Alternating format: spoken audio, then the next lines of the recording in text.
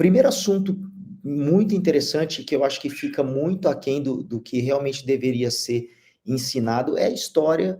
do futsal.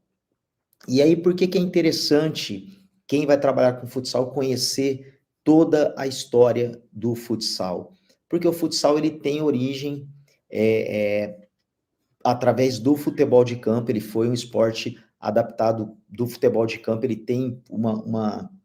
semelhança com o futebol, tem as diferenças também, mas ele partiu, de repente, de muitas coisas do futebol, é da família do futebol, tanto que ele é gerenciado pela FIFA, mas hoje o futsal é um esporte que ele caminha com as próprias pernas, então é muito importante que você conheça a trajetória,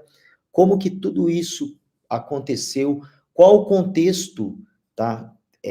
Que o futsal se encontra hoje, onde ele se insere, quais são as oportunidades, e você só vai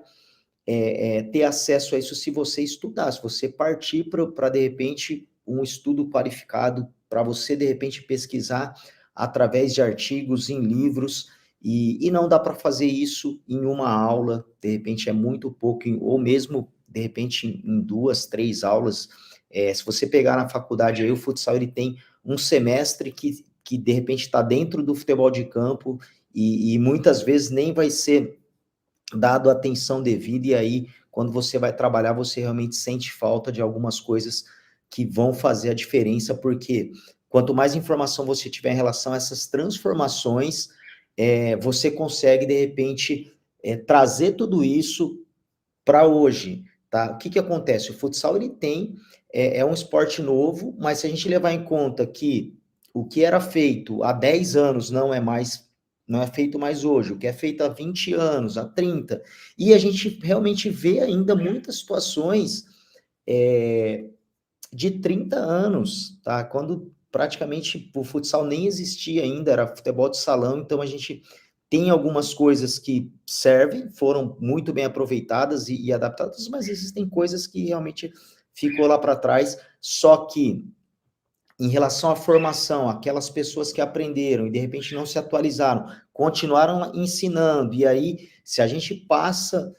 para uma metodologia de ensino onde apenas quem jogou virou treinador e de repente é a pessoa que está ensinando, realmente vai ficar muito difícil para quem está aprendendo daquela maneira. Então, a história do futsal, o contexto da modalidade, a gente entender todas as transformações, porque o futsal passou, da maneira como ele foi criado. Eu tenho defendido que o futsal ele é um esporte completamente educativo, e a sua criação, se você estudar a fundo ali a criação do futsal, você vai ver que o futsal ele foi completamente difundido nas escolas, em entidades que respiram educação. Então, realmente, quando a gente quer trazer algumas coisas